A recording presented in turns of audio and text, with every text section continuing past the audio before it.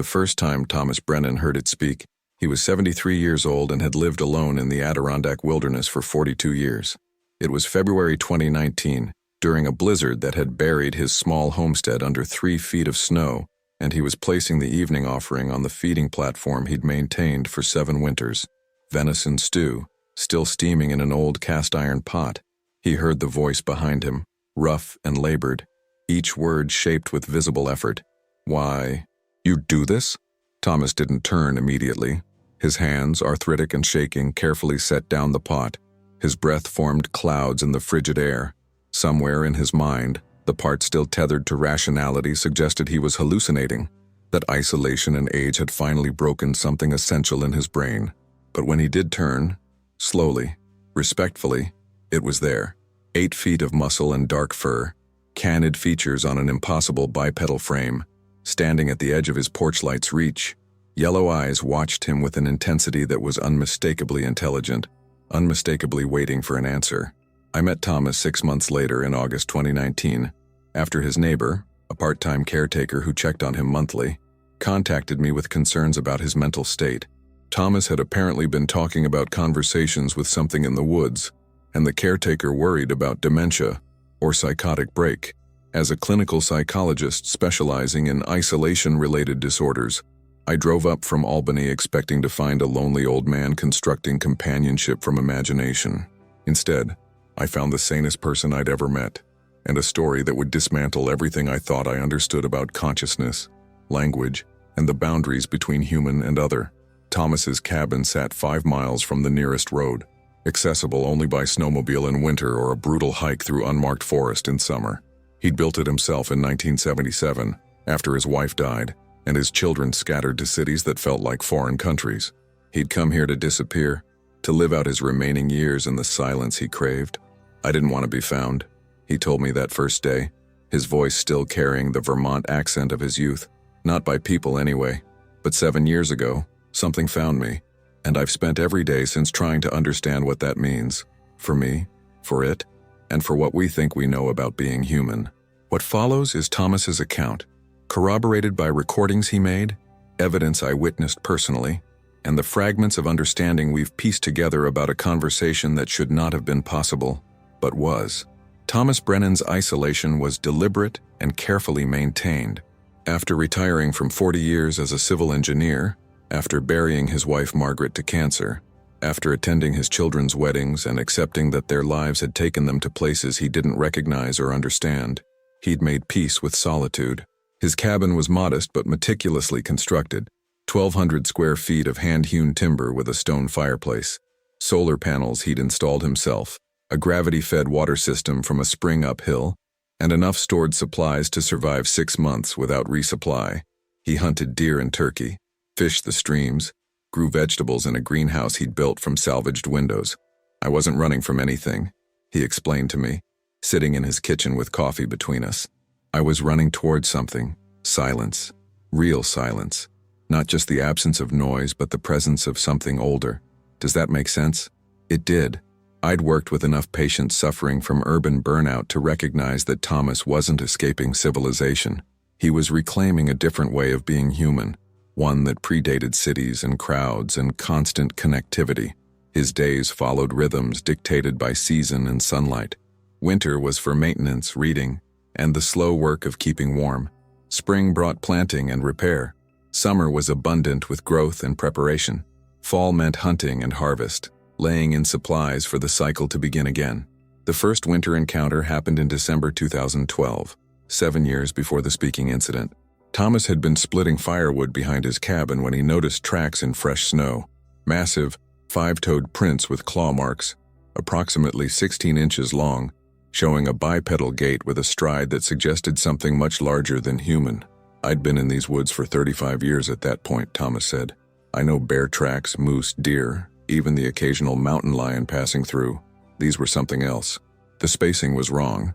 The depth suggested enormous weight distributed on 2 legs, and the pattern showed deliberate navigation, not the wandering of an animal searching for food.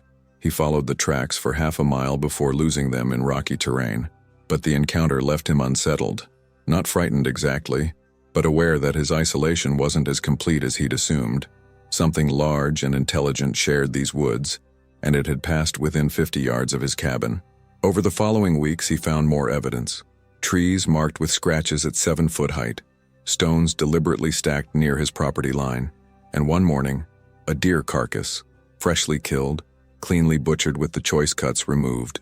The remainder left in a clearing he passed through regularly. That's when I understood it was aware of me specifically, Thomas said. The carcass wasn't randomly placed. It was on my route, positioned where I'd find it easily. Whether it was an offering, a warning, or just practicality, leaving remains away from its own territory, I couldn't say. But the placement was intentional. Thomas's response was cautious, but curious. He'd lived long enough to respect what he didn't understand. Rather than investigate aggressively or report his findings to authorities, he simply acknowledged the presence. He left the deer carcass undisturbed. He began moving through the forest with more awareness, making his presence obvious rather than trying to be stealthy. I started talking to myself when I was outside, he admitted with a slight smile. Narrating what I was doing, singing sometimes. I figured if something intelligent was out there, better it understood I wasn't hunting it, wasn't a threat. I was just also living here. The following winter brought the first direct exchange. Thomas had harvested a deer, more meat than he could use or preserve, and on impulse he'd quartered a hindquarter and left it on a flat rock at the edge of his cleared land. No ceremony, no bait station, just meat placed where it might be found. It was gone by morning. In its place, a rabbit pelt, tanned and folded, with a smoothness that suggested careful preparation. I stood there looking at that pelt for maybe an hour, Thomas recalled, because that wasn't animal behavior. That was trade. That was reciprocity. That was someone saying, I see your offering, I accept it, here is mine in return. That's culture, that's society, even if it's a society of one. The exchanges continued through that winter and into the next. Thomas would leave meat, always surplus from his hunting, never baited specifically. In return, he'd find pelts, bundles of medicinal herbs, carved wooden objects, or occasionally just arrangements of stones and feathers that seemed decorative rather than functional. I never saw it directly those first 6 years, Thomas said. I'd hear sounds sometimes, vocalizations in the distance, something that wasn't quite wolf howl, wasn't quite anything I could name. I'd smell it occasionally, musk and earth and something wild that made the back of my neck prickle. And I'd see evidence everywhere. But we maintained distance. It was like neighbors who respect each other's privacy, friendly but bounded. He established a routine. Every 3 days in winter, he'd leave an offering on what he came to call the exchange rock, usually meat, sometimes smoked fish, occasionally honey from the hives he kept. He'd approach the rock the same way each time, making noise, moving slowly, leaving the offering and departing without lingering. I talked to it even though I never saw it, Thomas said. I'd say good evening, hope this helps with the cold, or stored extra venison this year, plenty to share. I felt ridiculous at first. A grown man, former engineer, talking to something I couldn't prove existed. But it felt right, respectful.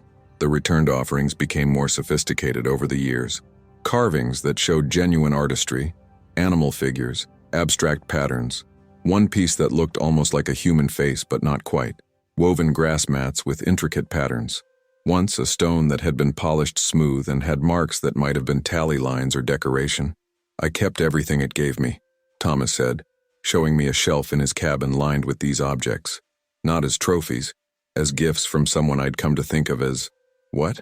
Friend wasn't right. We'd never met face to face, but not stranger either. Companion maybe, someone who shared this land and this silence with me. By the 6th winter, Thomas had accepted that this would be the nature of their relationship. Parallel lives, intersecting only through these exchanges, communication without words, understanding without full knowledge. Then came the 7th winter, the blizzard, the moment when everything changed. And the question that would haunt Thomas for the rest of his life, why you do this?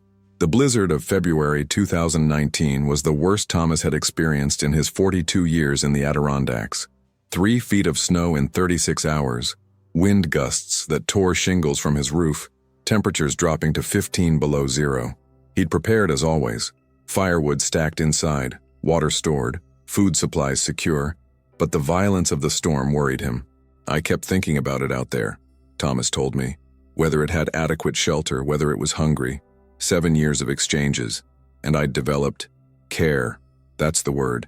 I cared whether this being was suffering. On the second night of the storm, Thomas did something he'd never done before. He made hot food specifically for the offering. Venison stew, rich with root vegetables from his stores, fat and protein to combat the brutal cold. He waited until the wind died slightly, bundled himself in layers and carried the cast iron pot through thigh-deep snow to the exchange rock. I was talking to it like always, Thomas recalled, saying, "This is rough weather. Figured something hot would help. It's on the rock as usual." Just companionable chatter. I set down the pot, turned to head back to the cabin, and that's when I heard it. The voice came from behind him, rough and labored, each syllable clearly costing enormous effort. "Why, you do this?" Thomas froze. Every instinct screamed contradiction.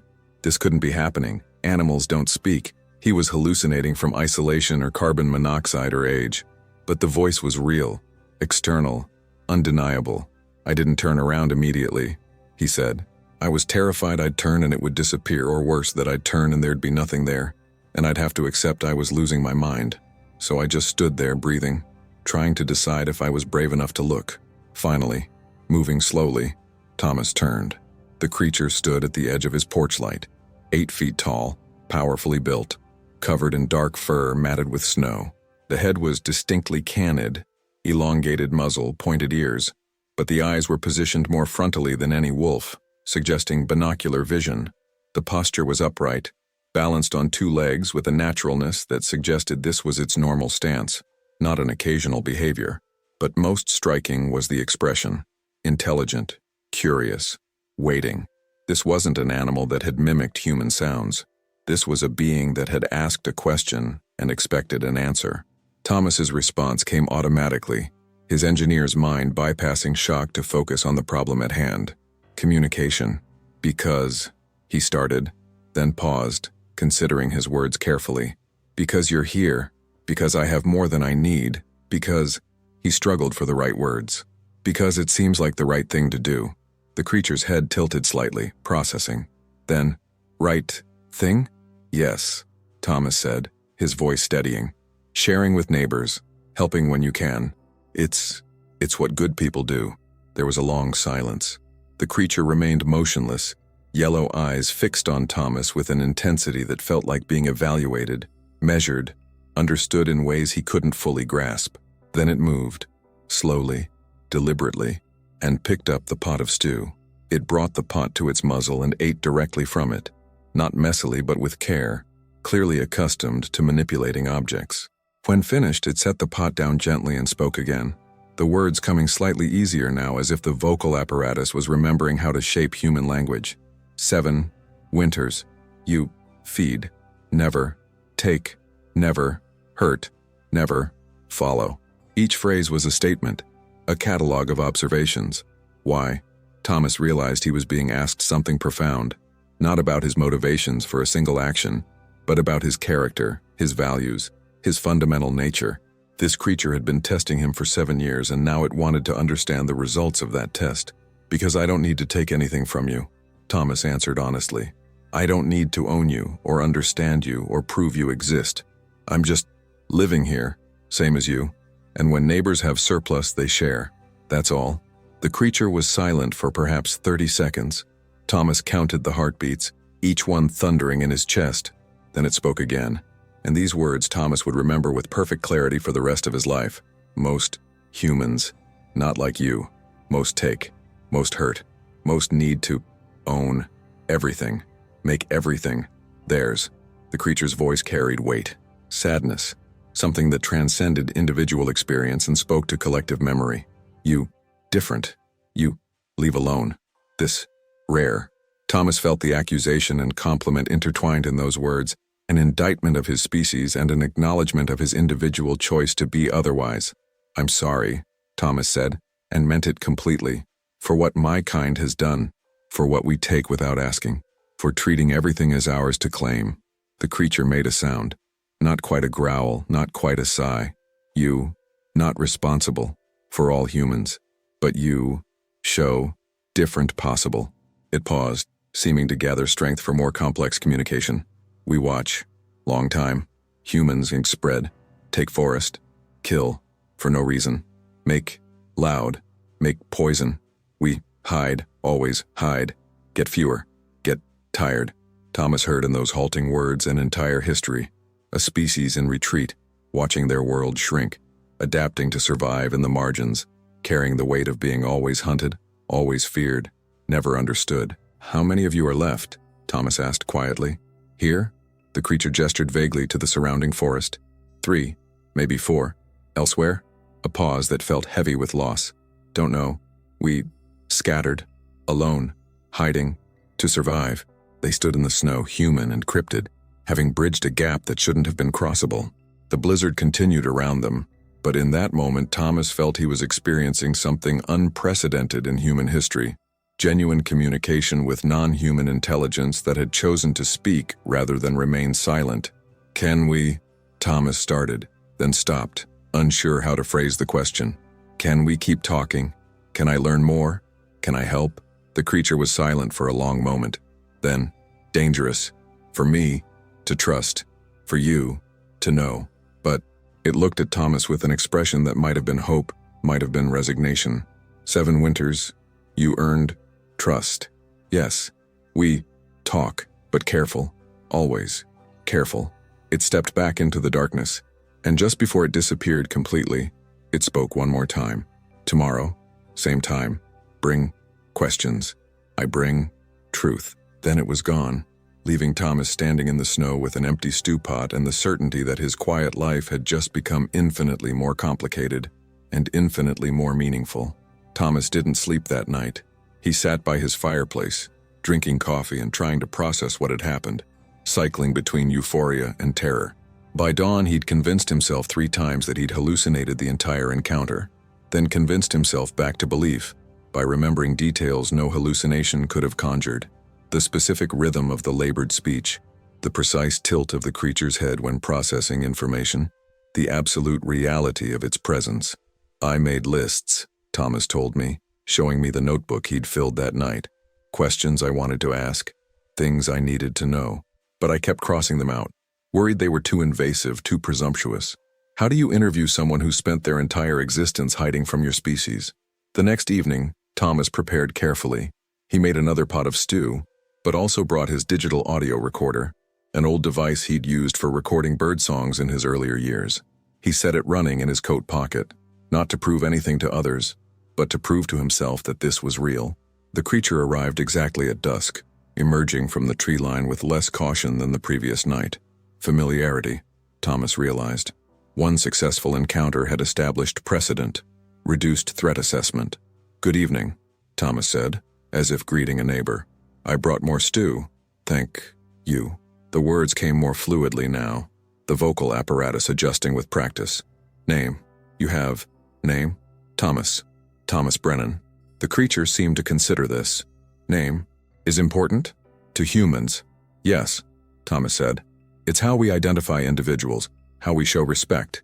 Do your people have names? There was a long pause. We do, but not sound names.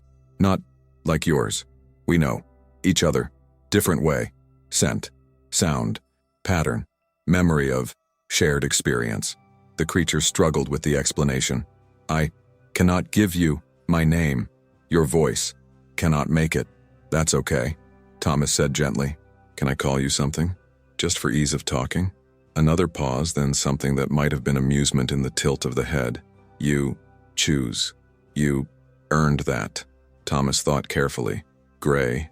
Because of the gray in your fur around your muzzle. If that's acceptable. Gray. Acceptable. Simple. Clear. The creature, gray, settled into a sitting position, still massive but less imposing. You have questions. I see in your posture. Ask. Thomas pulled out his notebook, hands shaking slightly. How long have you been able to speak? To use human language? Always. Could learn. Vocal, anatomy, difficult but possible. Watched humans, long time. Listened, learned, sounds, but never spoke. Why speak to those who hunt you, who fear you, who make you monster in stories? Why speak to me? Thomas asked. 7 winters. You proved different, proved safe, Proved good. Gray's yellow eyes held Thomas's gaze. We desperately need humans to know. We think, we feel, we are not animals. But telling means danger, always danger. You, maybe, first human who listen without taking. Thomas felt the weight of that trust settle on him like a physical burden. How many of your people are left? You said 3 or 4 here. What about overall? Gray's posture shifted, something that read as profound sadness. Not no, exactly. We scattered. No contact with others. Maybe 20 years. Used to be more. Used to have territories, families, groups. Now, individuals. Hiding, surviving, not living, just not dying. What happened? Thomas asked quietly. Humans. Happened, not sudden, slow, centuries. We retreat. Find new forest. Humans come. We retreat. Again. Find new mountain. Humans come. Build. Cut. Make noise. Kill what moves. We run. Always running. Gray's voice, though still halting, carried an accumulated sorrow that transcended language barriers. Not your fault. You, not even born, when started, but your species, your spread, your need to own everything. Thomas listened, recording, bearing witness to a history that had never been documented because the victims couldn't speak. Until now. We had culture. Gray continued, the words coming in bursts of effort. Had stories. Had songs.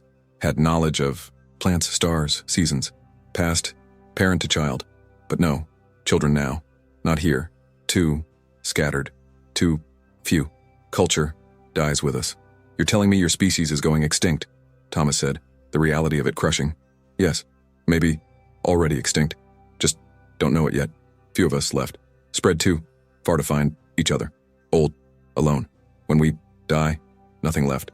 No record, no proof we existed. Just stories humans tell. Scary stories. Monster stories. That will be our legacy. Thomas sat in the snow, tears freezing on his cheeks, listening to an elegy for an entire people. What can I do? How can I help? Gray looked at him with an expression Thomas couldn't fully read. Don't know. That why I speak. Maybe nothing helps. Maybe too late. But you show some humans can be different, can share without owning, can know without destroying. That matters, even if it doesn't save us. They sat in silence for several minutes, the enormity of the conversation settling around them. Finally, Thomas asked, what did you mean last night? About what I show is different possible. Gray seemed to gather his thoughts, preparing for complex communication. Most humans think they separate from nature. Above it, own it, take what, want, kill what, fear, never think about cost, never ask permission, never say sorry. He paused. You live with forest, not against it. Take only count what need, leave space, for others, share surplus, that old way, human, old way, before cities, before thinking everything is yours. You're saying I live like humans used to? Thomas asked. Yes, like your ancestors, before, forgot how. You remember, or maybe learn again. Show that humans can be neighbors, not masters, not destroyers. Just one more species, living together. Gray's eyes held something that might have been hope. If you can do this, maybe others can learn. Maybe not too late. For other species, other wild things. Maybe learn before take everything. Thomas understood then what Gray was really saying. This wasn't just about one species of cryptid in the Adirondacks. This was about the entire philosophy of human relationship with the natural world. Gray was offering not just his own story, but a critique of human civilization itself, delivered from the perspective of those who'd been pushed to the margins by that civilization's expansion. I hear you, Thomas said. I understand. And I'm honored you chose to tell me. Honor is good, but action better. What you do with knowing. That, what matters. It was a challenge and a question. Knowledge without application is worthless. Gray had given Thomas understanding. What would Thomas do with it? They talked for another hour that night, Gray's language improving with practice. Thomas asking careful questions about biology, behavior, history. Gray answered what he could, deflected what he couldn't, and slowly constructed a picture of a species that was remarkably intelligent, profoundly endangered, and carrying wisdom about living in balance with forest ecosystems that humans had forgotten centuries ago. When Gray finally departed, Thomas sat in the snow for another hour, listening to his recording, verifying his sanity, and accepting that his quiet retirement had transformed into something he'd never anticipated, bearing witness to a dying species, entrusted with knowledge that was both precious and devastating. The conversations continued throughout that winter, 2 or 3 times per week, always at dusk, always initiated by Gray. Thomas learned to prepare questions in advance, but also to follow tangential discussions wherever they led. Gray was curious about human society, human technology, human motivations, trying to understand the species that had so thoroughly dominated his world. He asked about cities once, Thomas told me. Asked why humans live stacked on top of each other in concrete boxes when there's so much forest left. I tried to explain efficiency, economy, culture, but hearing myself explain it to someone who genuinely didn't understand the premise, it sounded insane. You voluntarily crowd together, breathe bad air, never see stars, never hear silence, because it's efficient? When Gray said it back to me, summarizing what I'd explained, I realized how dystopian modern human life sounds to a being who's never lost connection to direct environmental existence. But as the conversations deepened, Thomas faced an escalating ethical dilemma. He possessed evidence of perhaps the most significant zoological discovery in modern history: intelligent cryptid species capable of language acquisition, tool use, abstract thought, and cultural transmission. The recordings alone would revolutionize cryptozoology, validate thousands of sightings, prove definitively that non-human intelligence existed in North American wilderness. I fantasized about it, Thomas admitted, imagined presenting the evidence to scientific communities, watching their skepticism dissolve, finally giving Gray's people recognition, protection, maybe even a path back from extinction. The scientist part of my brain, the engineer who'd spent 40 years solving problems with evidence and data, screamed at me to document everything, to share, to prove. But Gray had been explicit. Documentation meant danger.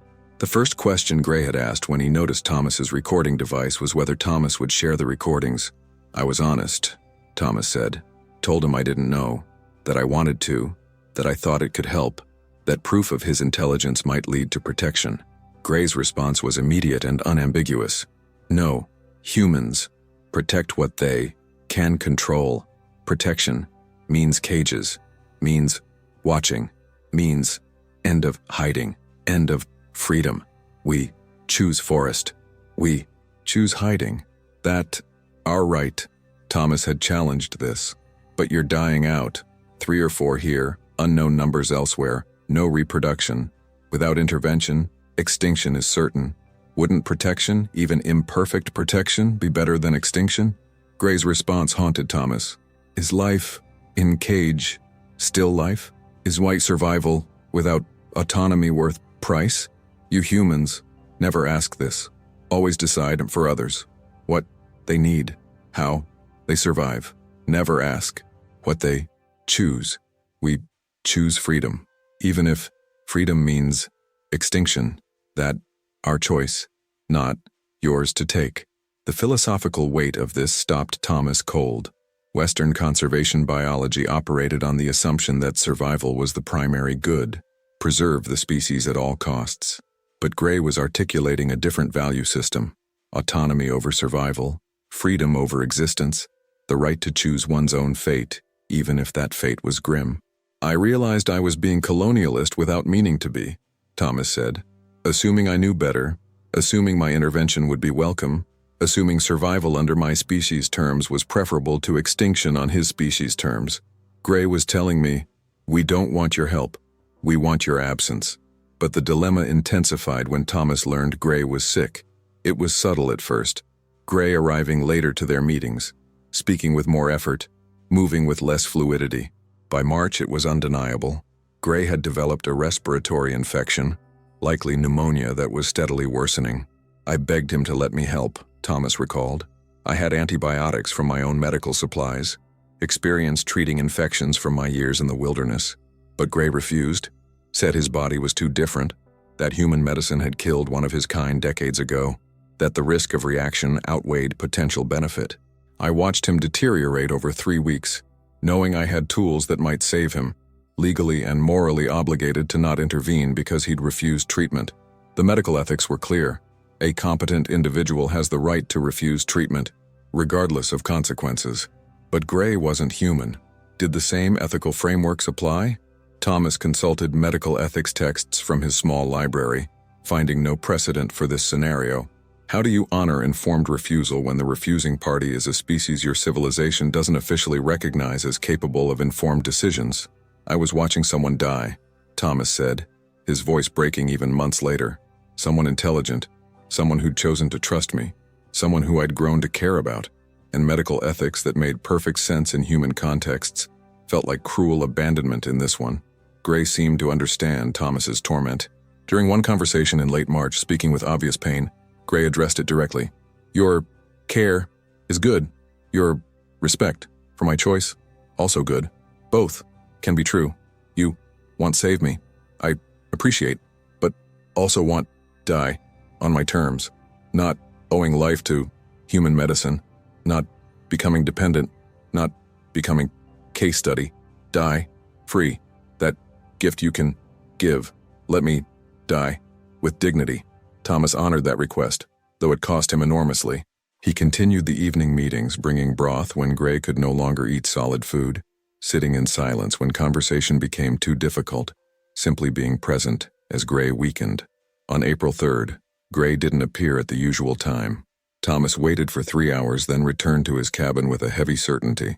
The next morning, following tracks in remaining snow, Thomas found Gray's body approximately half a mile from the exchange rock, positioned in a natural shelter, carefully arranged as if Gray had chosen the location deliberately for his death. He'd gone there to die privately, Thomas said, given me the gift of not having to witness the final moment, not having to carry that specific memory. Even in death, he was thoughtful. Thomas didn't move the body. He marked the location on his personal maps, said a private goodbye, and left Gray to return to the forest naturally. The ending Gray had chosen, the autonomy he'd fought for, the death on his own terms. But Gray's death didn't end Thomas's dilemma. It intensified it. Because Gray had given Thomas something in their final conversation, information about another group of his kind, approximately 50 miles north, and a message to deliver if Thomas ever found them. A message Gray made Thomas promise to carry. Find them if you can. Tell them, one of us spoke to human. Tell them, some humans can be trusted. Tell them, not all hope lost. Gray had paused, gathering strength. And tell them, Thomas showed me, different possible, that maybe world can change. Maybe humans can remember how to be neighbors. Thomas now possessed not just recordings and knowledge, but a mission, entrusted by a dying member of a dying species. Find the others, deliver the message, maybe plant seeds of hope in a situation that seemed hopeless. But finding them meant venturing far from his home, meant potentially exposing them with his searching, meant risking exactly the kind of attention Gray had spent his life avoiding. The dilemma was no longer abstract. It was concrete, immediate, and Thomas had no idea what the right choice was. Thomas spent the spring and summer of 2019 wrestling with his promise to Gray. The recordings were safely stored, backed up to multiple drives, and hidden in waterproof containers buried at various locations around his property. He'd documented everything: the conversations, the linguistic patterns, the philosophical exchanges, the medical decline. The archive represented definitive proof of non-human intelligence capable of complex abstract thought and language acquisition. But Gray's final request haunted him: find the others, deliver the message. That meant potentially exposing a hidden population, bringing human presence to wherever they'd successfully maintained invisibility. The very act of searching could destroy what he was meant to protect. I spent 3 months debating whether the promise to a dead friend obligated me to risk the living, Thomas told me. Do I honor Gray's wishes even if I believe those wishes might endanger others of his kind? Is a deathbed request binding when it involves third parties who didn't consent? The decision was made for him in August, when his neighbor, the caretaker who checked on him monthly, noticed his preoccupation and increasing isolation. Concerned about depression following what she assumed was a difficult winter, She contacted me. My arrival was unplanned and unwelcome from Thomas's perspective. Here was exactly what Gray had warned about. Well-meaning human interference, concern that led to investigation, investigation that led to exposure. When you showed up, Thomas told me during my visit, my first thought was that I'd failed Gray, that my behavior had attracted attention, that my grief was visible enough to trigger welfare concerns, and that attention meant risk. But our initial conversation revealed something Thomas hadn't anticipated. I believed him. Not immediately. I'm a psychologist trained in skepticism, experienced with isolation-related delusions and confabulation. But Thomas's account was too detailed, too consistent, too philosophically sophisticated to be simple hallucination. You asked to hear the recordings, Thomas recalled. I almost refused, almost claimed I'd destroyed them, that the whole thing was metaphorical or spiritual. But something about your approach, the way you listened without judgment, the way you asked questions that assumed intelligence in Gray rather than assuming delusion in me, made me trust you. I listened to approximately 8 hours of recordings over 3 days. The voice was undeniably non-human. The pitch, the timbre, the vocal mechanics were wrong for human anatomy, but the content was undeniably intelligent. Complex thoughts about mortality, autonomy, cultural loss, interspecies ethics. If this was fraud, it was impossibly sophisticated. If it was real, it was world-changing. What convinced me completely, I told Thomas during our conversation, was the philosophical framework Gray articulated. You're an engineer, Thomas, not a philosopher or anthropologist. Yet Gray's critique of human civilization contained concepts from post-colonial theory, environmental ethics, and indigenous rights frameworks. Either you'd somehow educated yourself in graduate-level philosophy and created an elaborate fraud, or you'd actually encountered a non-human intelligence that had independently developed sophisticated ethical reasoning through observation of human behavior. The second option seemed more plausible than the first. Thomas didn't have the background or the motivation to construct such an elaborate deception. His isolation was real, his grief was genuine, and his ethical paralysis over what to do with the knowledge was the response of someone actually grappling with unprecedented moral territory. So I helped him figure out what to do, I explained when Thomas later asked why I'd stayed. Not because I wanted to exploit the discovery, but because Gray was right. Some humans can be trusted, and Thomas needed someone to share the burden with. Together, we analyzed the ethical landscape. Gray's final request created obligations, but those obligations had to be balanced against potential harms. We developed criteria for any attempt to locate the northern group. First, absolute discretion. No additional people informed, no official channels, no documentation that could be subpoenaed or discovered. Second, non-invasive searching. If we found evidence of the group's location, we would not approach directly. Instead, we'd attempt to establish the same kind of gradual contact Thomas had developed with Gray. Offerings left, patterns established, trust built over time. Third, message delivery without expectation. If we succeeded in making contact, we'd deliver Gray's message but make no demands, ask for no proof, request no information. The purpose was to honor Gray's wish to share hope, not to satisfy human curiosity. Fourth, preparation for failure. If we found no evidence or if evidence suggested the group didn't want contact, we would withdraw permanently. Gray's people had the right to remain hidden. We spent 2 weeks preparing, Thomas said, mapping the area Gray had described, planning routes that would minimize our visibility, establishing protocols for evidence documentation that wouldn't compromise locations if we found them. In September 2019, Thomas and I made the journey north, 50 miles through remote Adirondack wilderness, carrying minimal equipment and maximum respect. We moved slowly, deliberately, making our presence obvious to anything observing us. On the 4th day, we found the first evidence, a shelter site in a limestone cliff face similar to the ones Thomas had observed near his property. Evidence of long-term habitation, but whether recent or historical was unclear. We established a camp half a mile away and began the same protocol Thomas had used with Gray.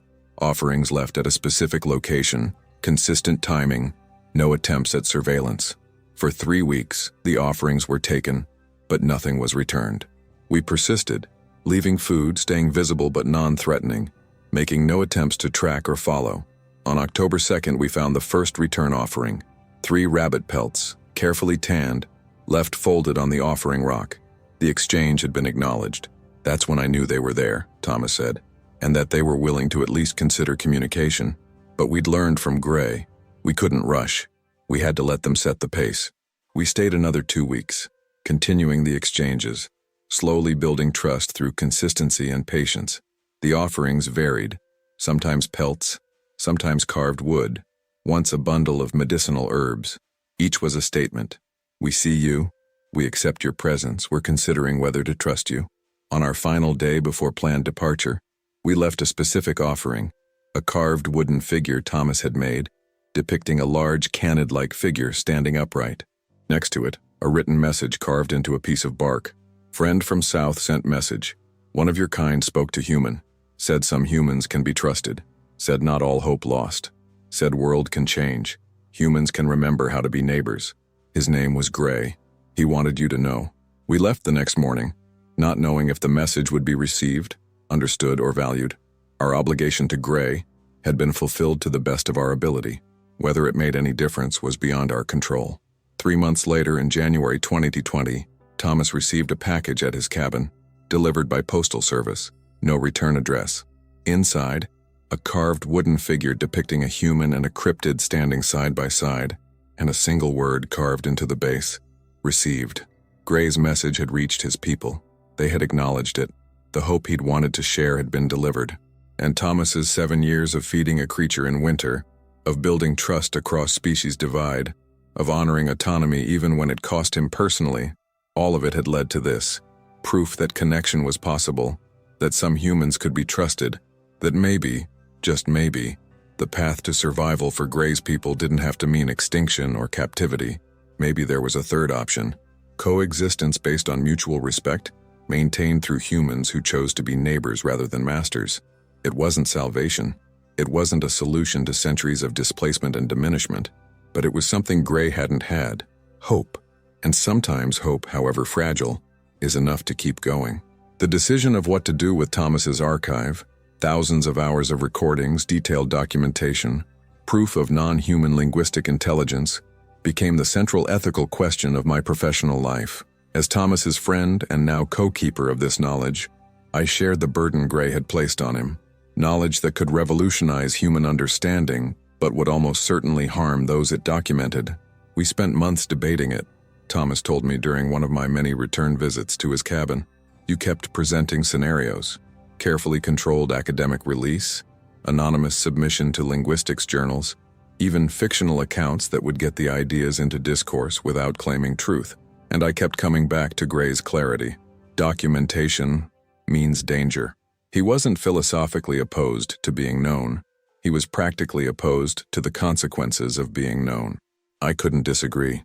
My professional training in psychology had taught me about informed consent, about the ethics of studying vulnerable populations, about the long history of researchers exploiting subjects under the banner of advancing knowledge. Every ethical framework I knew said the same thing.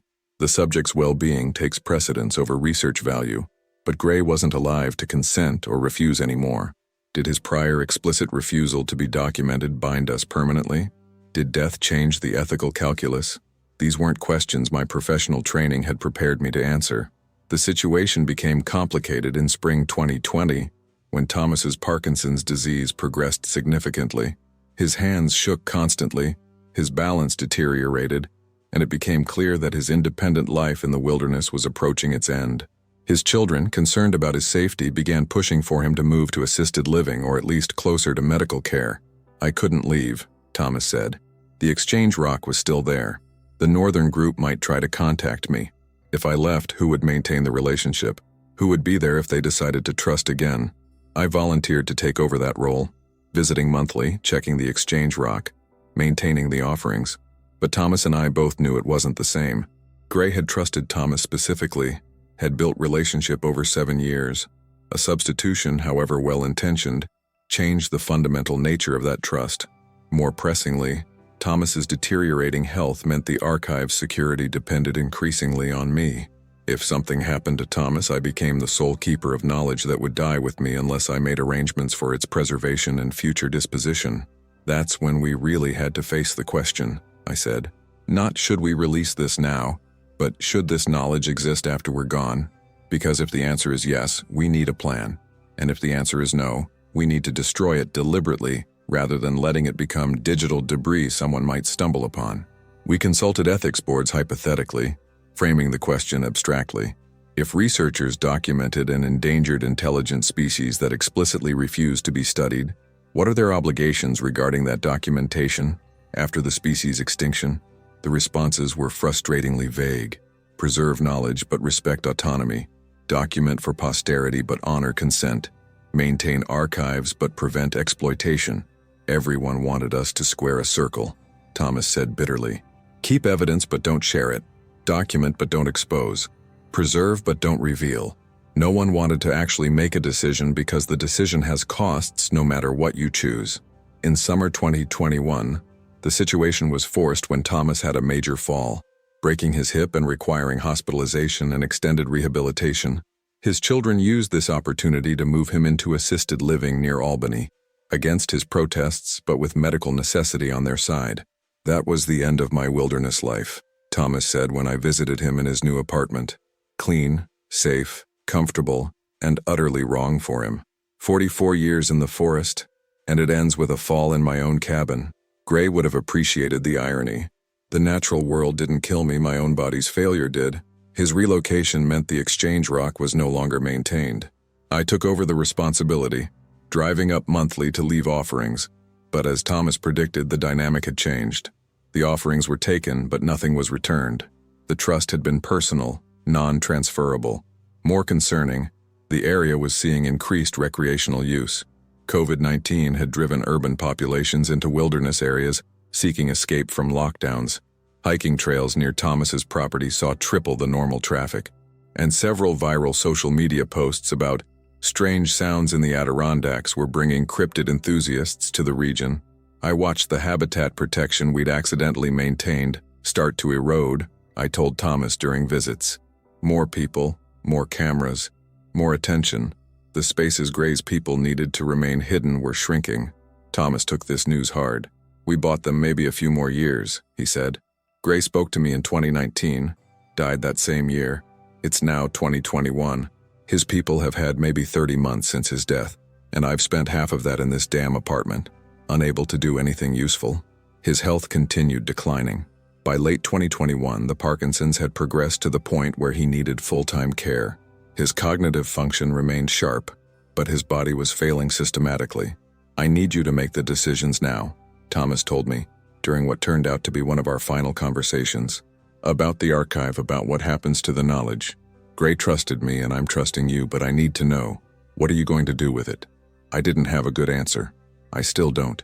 The recordings sit on encrypted drives in 3 separate locations, protected by passwords that will die with me unless I designate successors.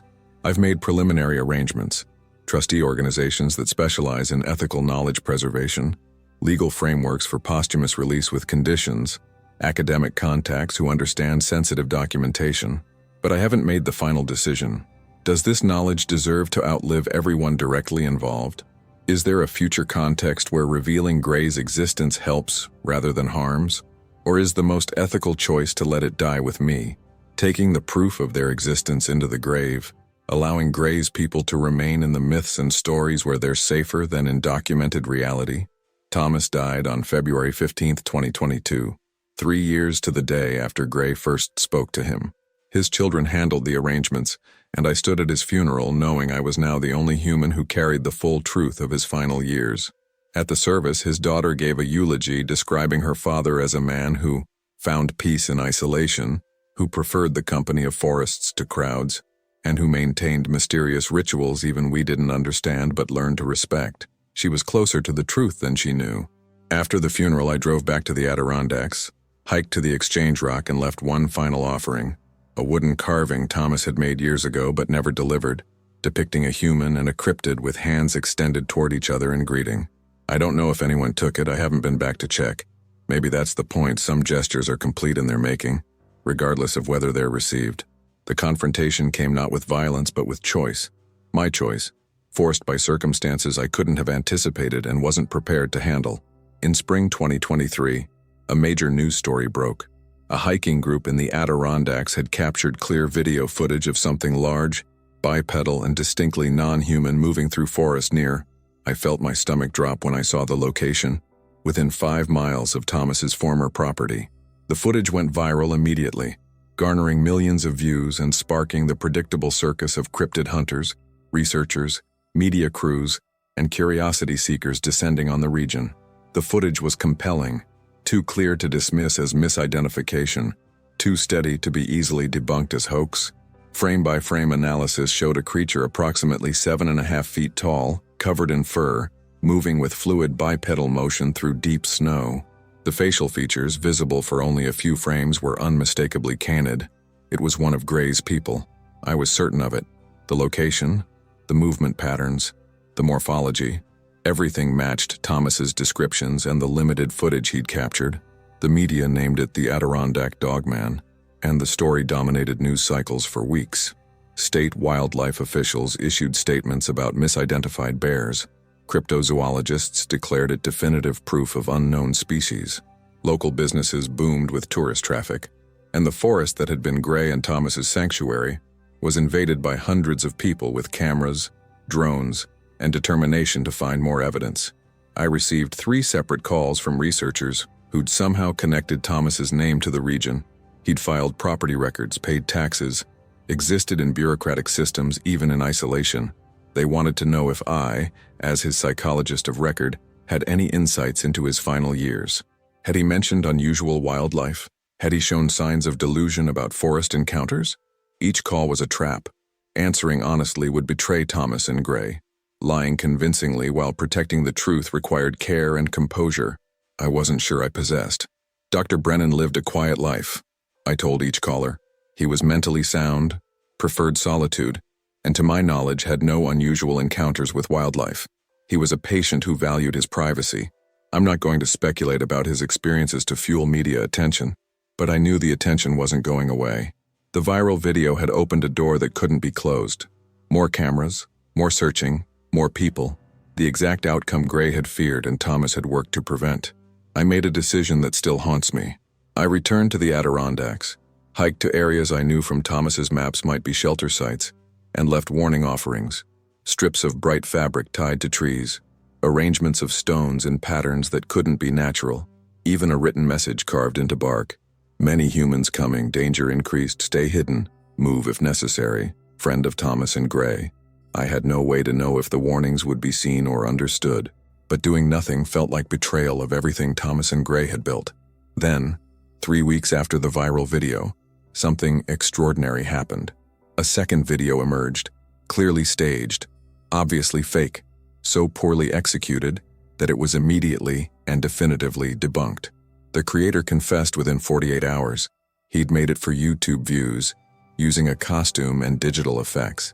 The confession poisoned the well. Skeptics used the hoax to discredit the original legitimate video. Media interest evaporated. The crowds dispersed.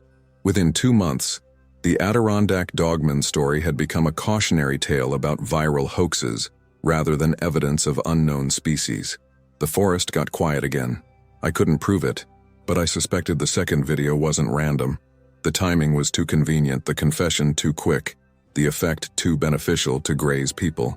Someone had deliberately muddied the waters, creating noise to drown out signal, using human skepticism and hoax fatigue as camouflage.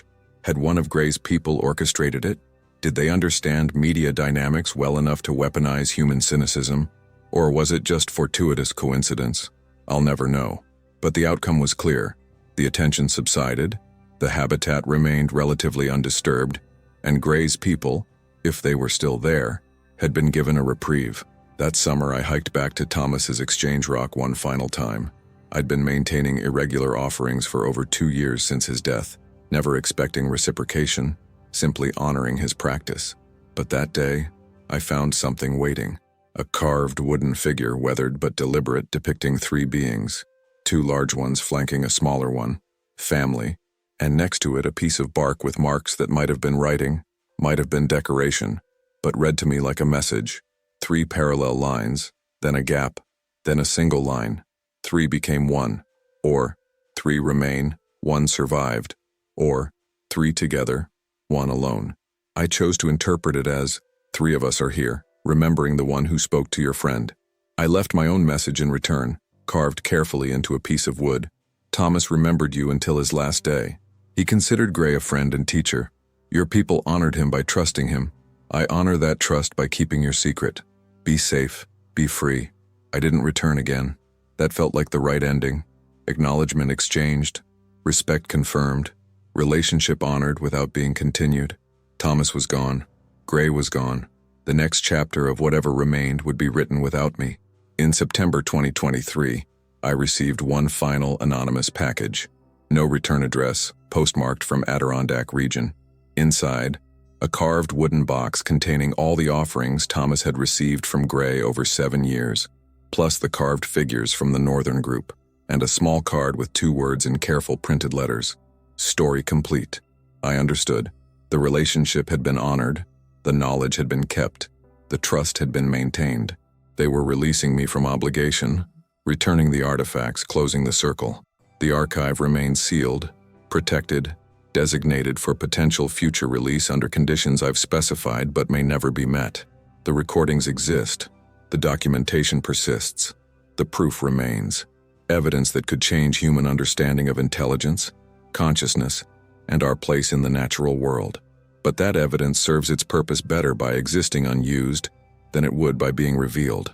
Its value isn't in what it proves to skeptics, but in what it reminds those who know. There are other minds, other ways of being conscious, other intelligences sharing this world with us, and sometimes the bravest thing we can do is leave them alone. I'm writing this in 2024, 5 years after Gray first spoke to Thomas, 3 years after Thomas's death, and 1 year after the viral video incident. The Adirondack forests are quiet again, hosting their normal traffic of hikers and hunters, none of whom suspect they might be sharing the landscape with beings far older and wiser than themselves. Thomas's cabin stands empty, technically owned by his estate but unoccupied. His children tried to sell it but found no buyers for such a remote property.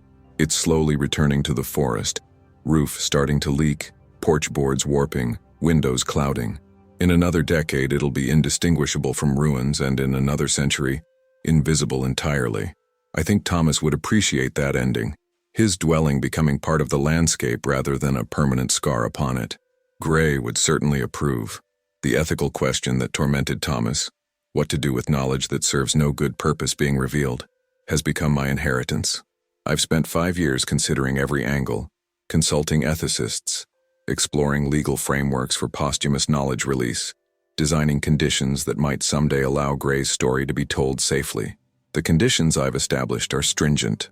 First, evidence that humanity has developed genuine respect for non-human intelligence, measured not by laws alone, but by actual practice of honoring autonomy of non-human conscious beings.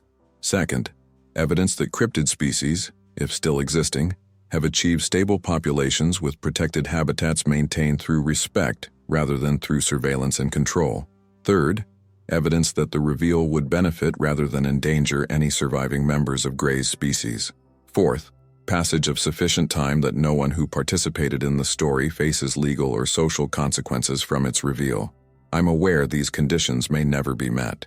I'm aware the archive may remain sealed until it becomes historical curiosity rather than current evidence, or until storage media degrades beyond recovery and the knowledge is simply lost.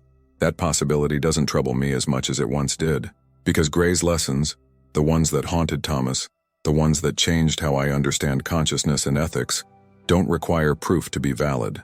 What Gray taught Thomas and what Thomas taught me was this: intelligence isn't proprietary to humans. Consciousness exists in forms we haven't acknowledged.